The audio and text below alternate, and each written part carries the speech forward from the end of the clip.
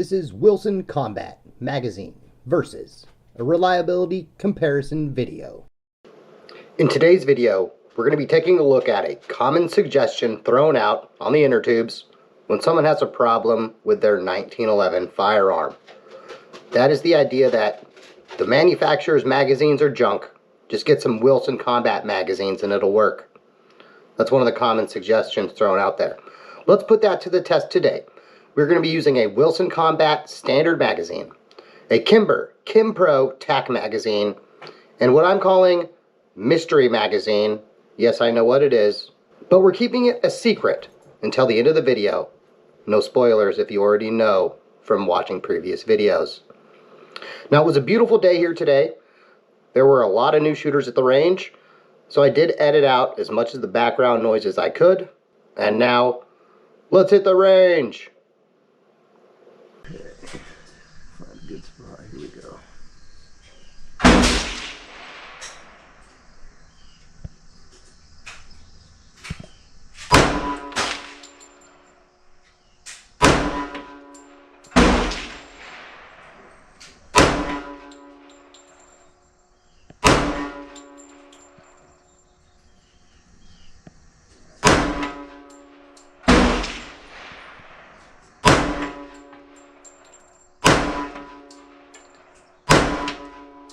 My bad. Okay, we'll see the top left-hand target.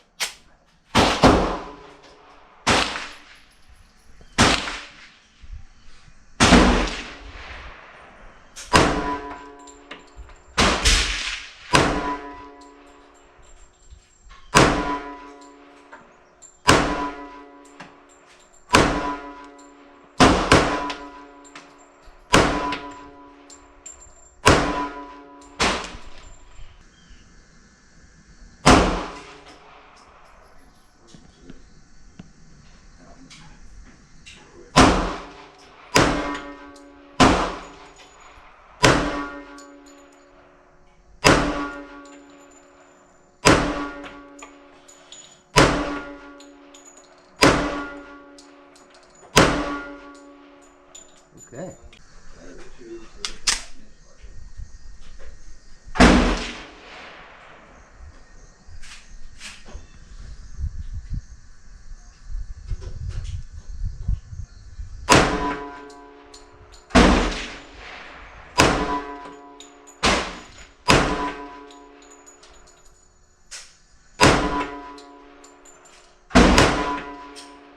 And a failure.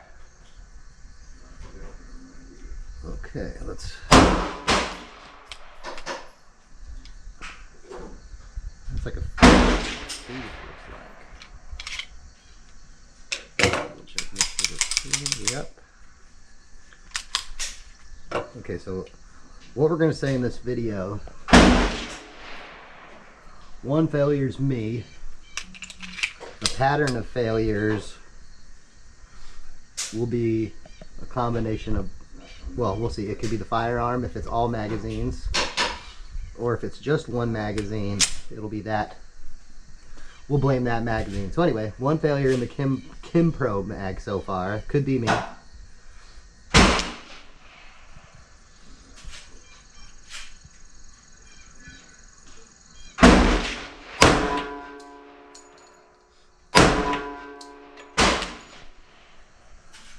Okay, I wonder if that one that kind of hung up was maybe slightly out of spec, because when the slide went back, I could feel like a chug-a-luggy. Like it was noticeably different slide impulse. Top left target.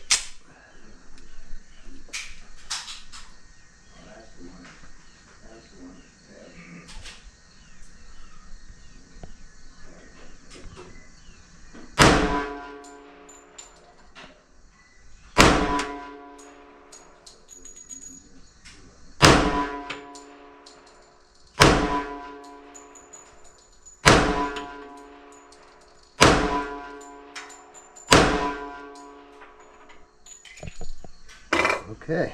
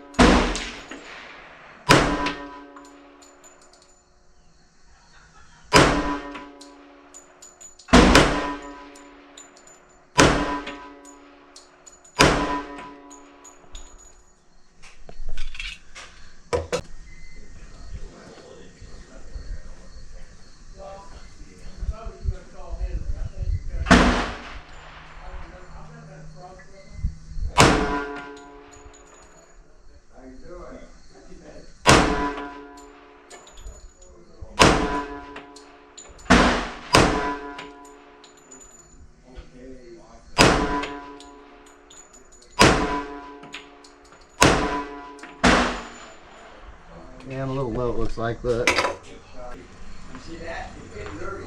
Yeah, it doubles. When it does that, it's getting dirty.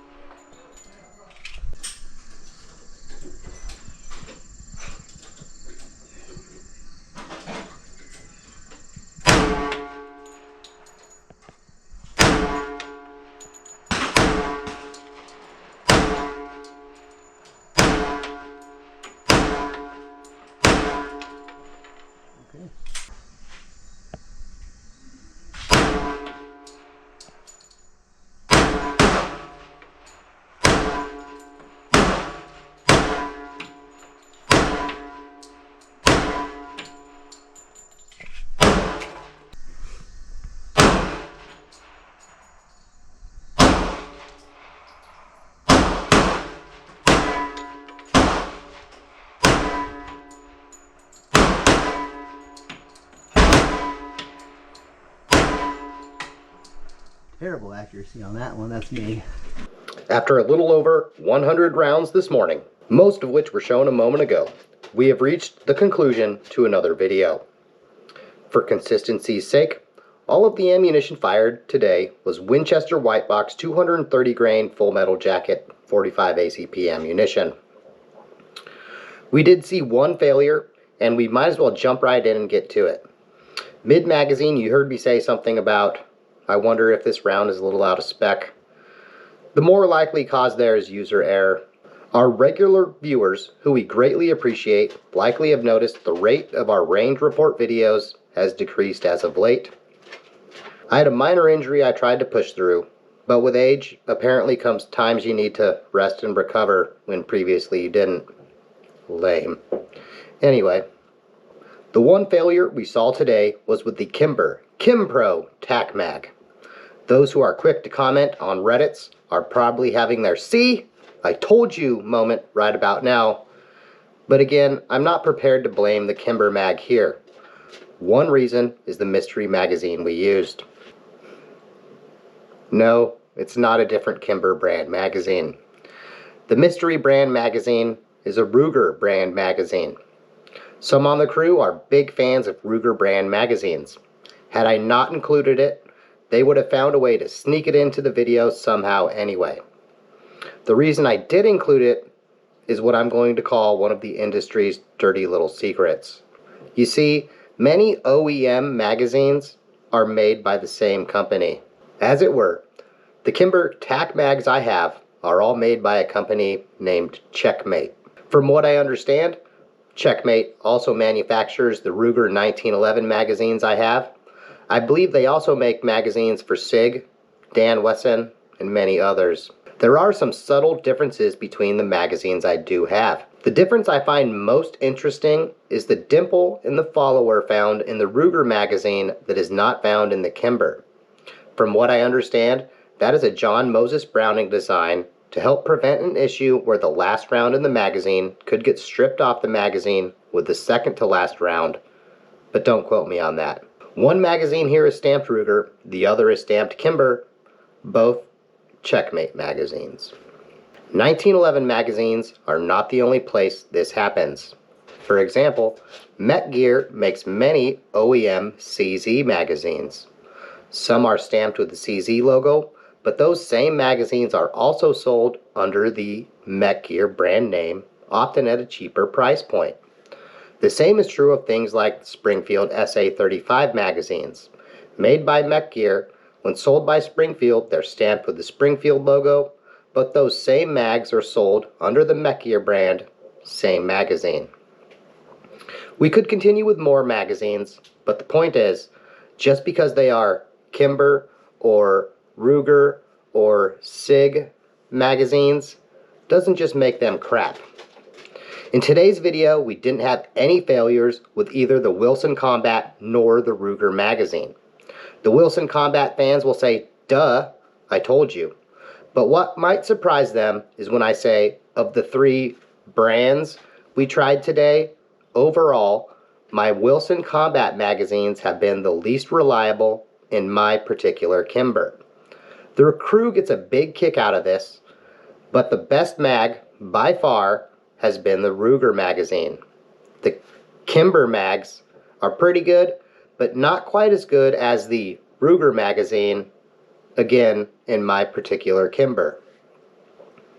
Getting back to this dirty little secret, because many OEM mags are made by a handful of companies, you can use this to your advantage at the checkout line. Where I live, Wilson Combat magazines, like used in today's video, go for around $35-ish. In those same stores, a Kimber brand magazine will go for around $40-ish. We'll say $5 more, plus or minus a buck or two, depending on the store. Now again, in those same stores, the Ruger 1911 magazines will go for around $22-ish. For our bad math purposes in today's video, we're going to call that half the price of the Kimber magazine. For a magazine made by the same company, maybe slightly better.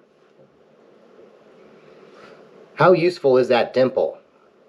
I certainly don't have the intellect to question and remove a John Moses Browning design feature, and it makes me wonder if a subtle little thing like that is the reason for the slight but noticeable performance difference between these two Checkmate magazines. As far as reliability goes, while today's sample size is quite small, there is the possibility that the one failure we had could be magazine related. I'm still more in the user error boat versus magazine issue boat, but can I prove that? Nay, nay. As with all our videos, we'll let the viewer be the final judge, but as a closing thought, I'd say this is a good example of why you shouldn't put blind faith in or completely dismiss a product because a handful of comments on social media say so. In today's video, we saw the cheapest option had performance on par with the internet's favorite. And while the Kimber had a failure that may or may not be magazine related, it wasn't the raging dumpster fire that the internet would have you believe it to be either. Well anyway, we hope you found this video useful. Thanks for watching, and as always, have a good day. If you're still watching at this point, and you enjoyed the video, think about mashing those like and subscribe buttons. Not only does it help the channel with that algorithm everyone talks about, but more importantly, it helps a good cause. The money we get from Google for the content on this channel is donated to charity, 100% of it. The first check we got from Google wasn't much, a little over $122, but every little bit helps. I picked two charities that are important to the crew: the Children's Hospital of Orange County and the Community Food Bank of Central Alabama. Half of that check went to each organization, plus a little extra to cover all the fees. Good times. When we say, thanks for watching, we really do appreciate it. Your viewership helps us do something positive with firearms related content. Thanks for watching.